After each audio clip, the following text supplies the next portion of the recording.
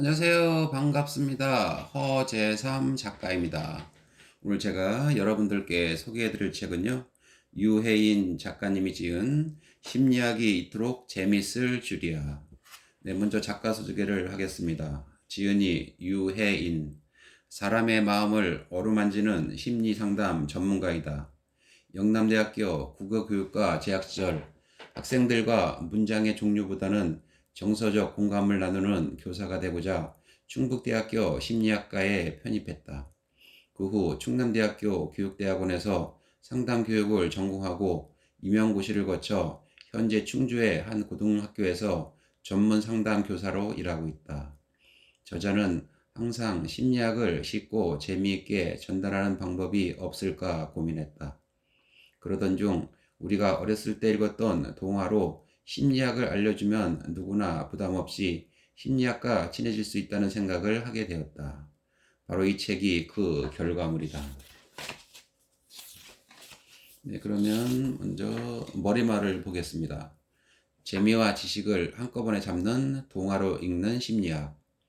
어렸을 때 읽은 동화를 어른이 되어서 다시 읽으면 이상한 점이 한둘이 아니다.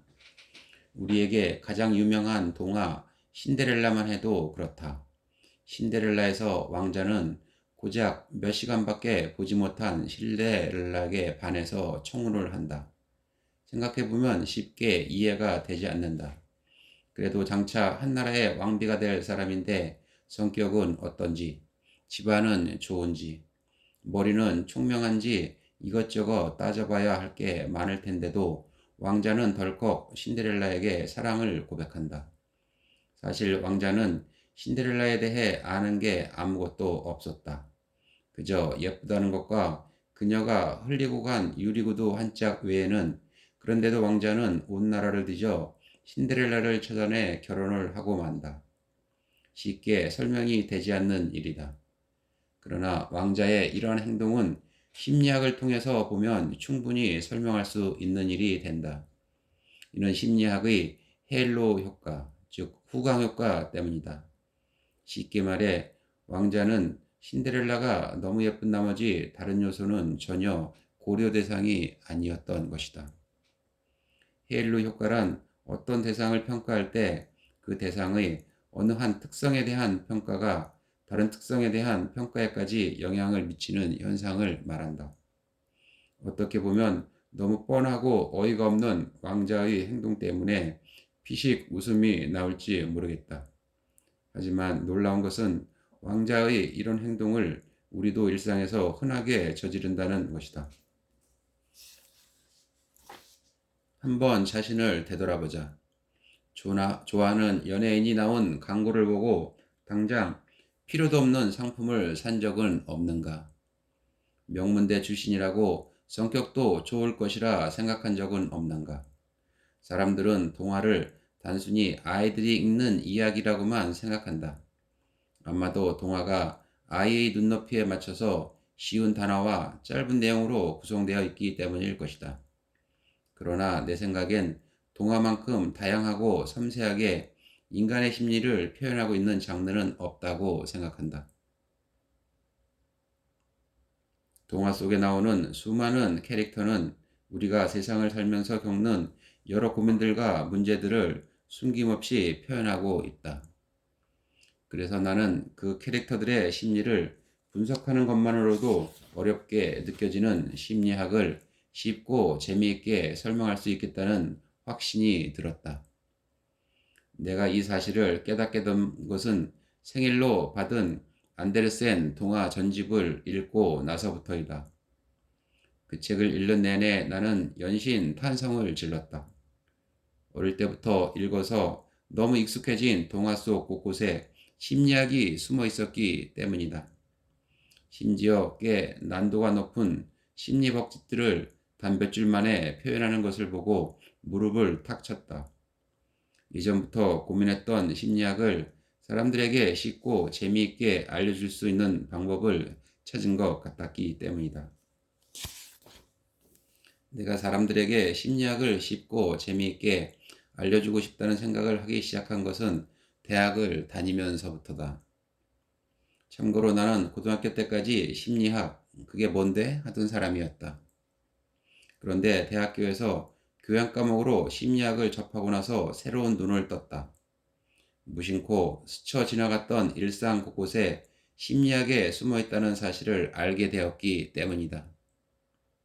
특히 사람의 마음을 이해하고 그 사람의 행동을 예측하는 것들은 과학적으로 연구하는 과정이 너무 짜릿하고 재밌었다.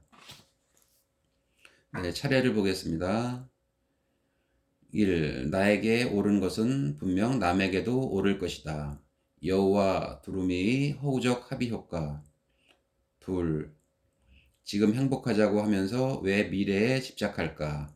개미와 배짱이의 만족 지연. 3. 설득을 잘하고 싶다면 첫말을 잘해야 한다. 비겁한 박쥐의 닷 내림 효과. 4. 도울 사람이 많을수록 더 도와주지 않는다. 성냥팔이 소녀의 방관자 효과. 5. 육체의 허기보다 마음의 허기가 더 괴롭다. 백설공주의 접촉 위안. 6. 왜 내가 응원하는 팀은 매번 지는 걸까? 새벽닭과 일꾼의 착각적 상관. 7. 큰 부탁을 하고 싶을 때는 작은 부탁부터.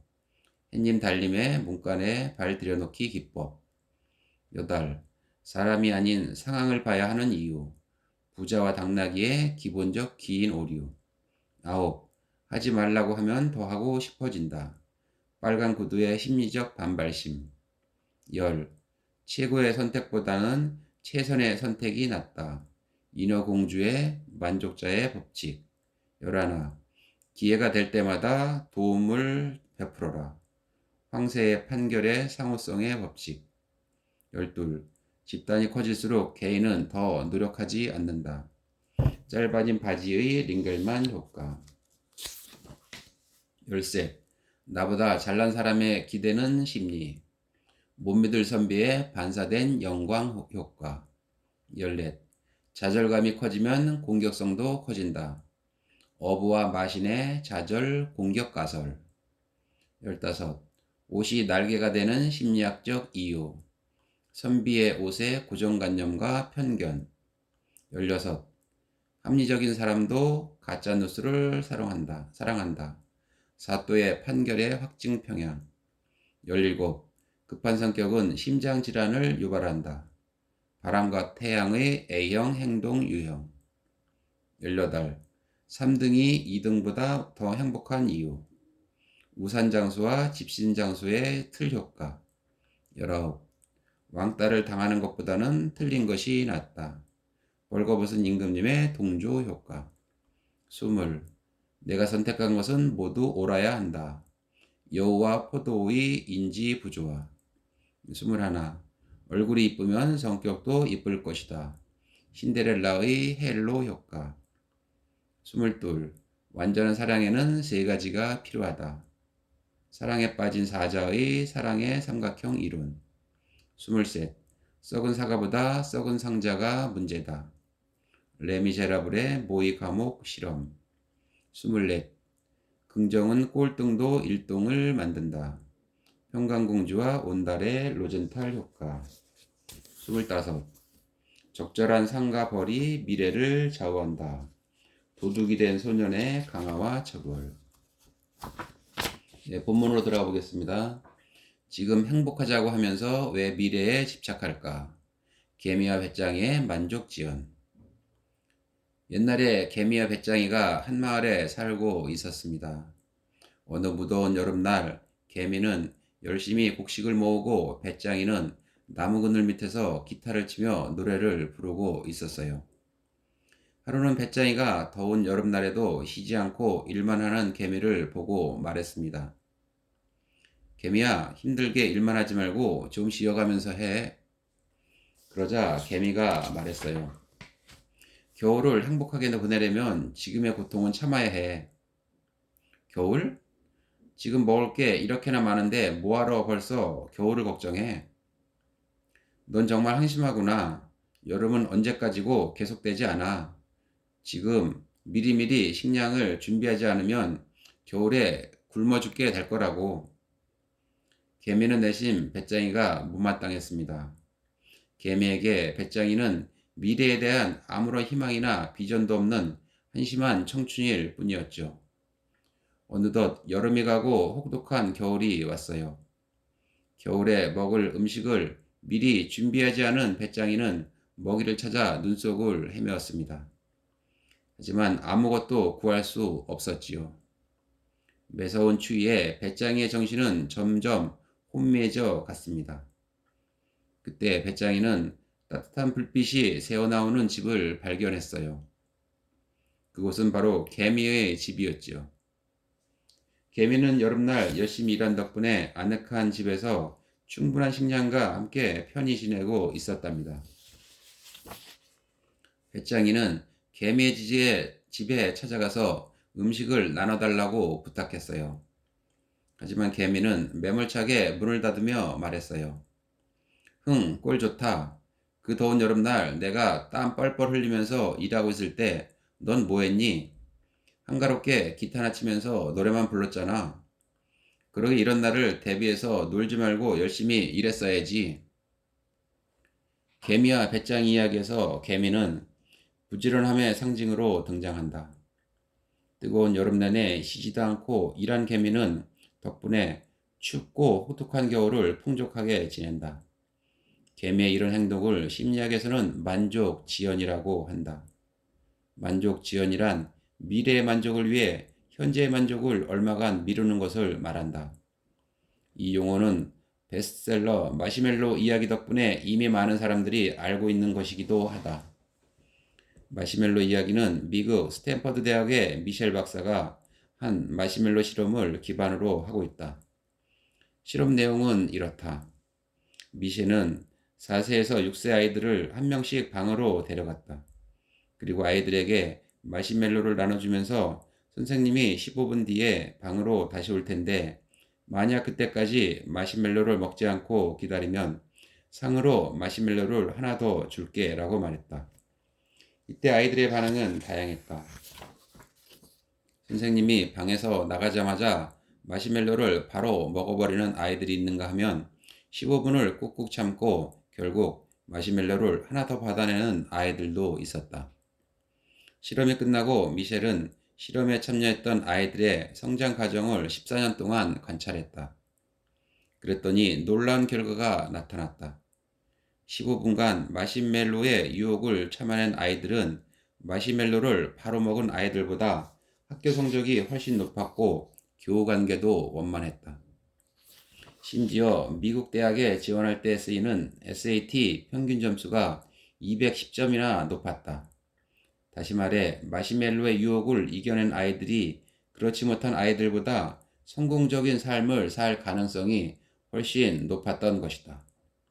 그렇다면 어떻게 마시멜로를 먹고 안 먹고의 차이가 이러한 나비 효과 같은 결과를 가져온 것일까? 사실 실험에 쓰인 마시멜로는 유혹을 상징한다. 그래서 마시멜로가 먹고 싶다는 욕구를 참는 것은 인내력 문제로 기결된다. 아이들은 미래의 마시멜로를 하나 더 얻기 위해 눈앞에 있는 마시멜로의 유혹을 견뎌야 했기 때문이다. 마치 이솝우화 속 개미가 여름에 당장 쉬고 싶은 마음을 꾹꾹 참은 것처럼 말이다. 미셸의 마시멜로 실험은 참는 자에게 복이 있다. 고통 없이 얻을 수 있는 것은 아무것도 없다. 인내는 쓰다. 하지만 그 열매는 달다 등 인생의 진리라 일컬어지는 수많은 경험과도 일맥상통하여 선풍을 일으켰다. 또 각종 자기계발서에는 만족 지연 능력이 성공의 열쇠다라고 강조했다.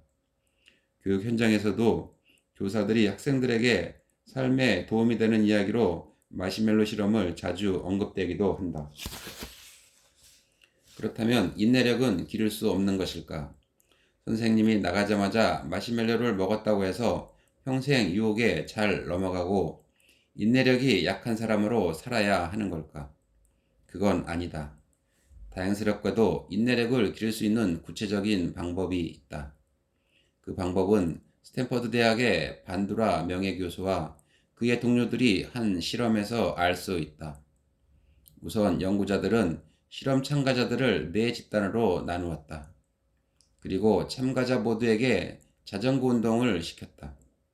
이때 첫 번째 집단에게는 운동 목표와 피드백을 아무것도 주지 않았다. 두 번째 집단에게는 목표만 주었고 세 번째 집단에게는 피드백만을 주었다. 마지막으로 네 번째 집단에게는 목표와 피드백 둘 다 주었다. 여기서 말하는 목표란 오늘은 어제보다 3분 더 운동을 하겠다와 같은 것이었으며 피드백은 멋져요, 좋아요, 다리 근육이 좀 더 탄탄해진 것 같네요 같은 것들이다. 실험 결과 목표와 피드백 둘 다 주었던 네 번째 집단에서 자전거 운동 시간의 증가폭이 가장 큰 것으로 나타났다. 즉, 목표에 맞춰서 운동하고 주위 사람들로부터 피드백을 받을 때 인내력이 크게 향상된 것이다.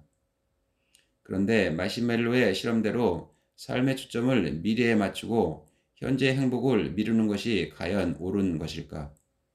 소련의 시인이자 소설가인 보리스 파스테르나크가 한 말이 있다. 사람은 살려고 태어났지 삶을 준비하려고 태어나지 않았다. 즉, 미래에 대한 지나친 준비는 현재에 대한 낭비가 될 수 있다는 것이다. 예전에 한 강연 프로그램에서 어느 가수가 했던 말이 사람들의 공감을 불러일으킨 적이 있었다.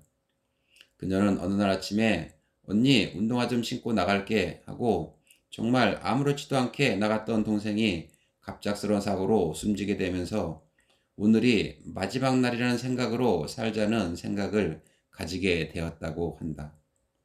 다음은 그 가수가 사람들에게 했던 말이다. 늙어서 잘 살려고 오늘 먹고 싶은 아이스 아메리카노를 참지 마세요. 몸살이지 말고 하고 싶은 것 마음껏 하세요. 조금도 너무 많이 하지 마세요. 먹고 싶은 거 다 드세요.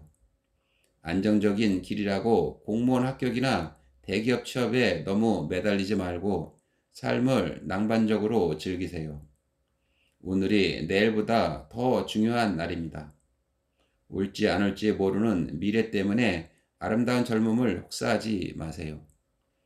개미와 배짱이 이야기에서 개미는 추운 겨울을 대비하기 위해 뜨거운 여름날 쉬지도 못하고 계속해서 일만 한다.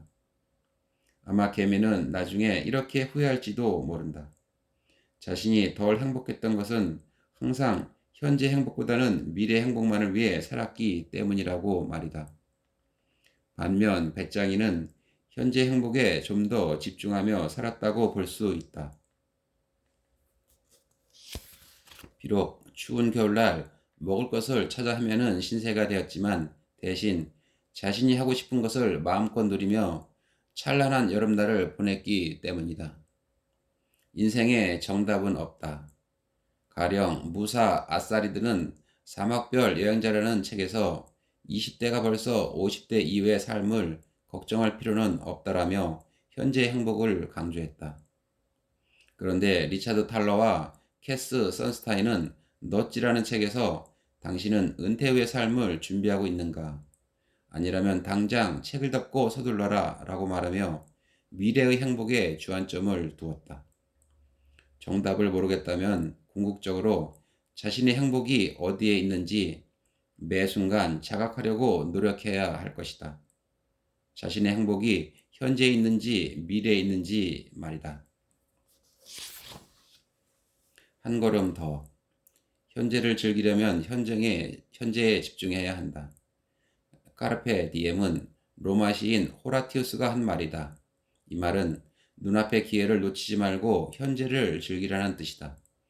그런데 많은 사람들은 과거에 너무 매여 있거나 미래에 대해 불안해하면서 현재를 즐기지 못하고 있다. 그렇다면 현재를 즐기라는 말은 구체적으로 어떻게 하라는 말일까? 첫째, 현재 내 몸의 감각에 집중한다. 둘째, 현재로 의식을 가져올 수 있는 활동을 한다. 셋째, 현재 나에게 주어진 것에 감사하다. 네, 오늘 저는 여기까지 하고요. 다음 시간에 새로운 책으로 다시 여러분들 만나 뵙겠습니다. 네, 오늘 감사합니다. 다음에 뵙겠습니다.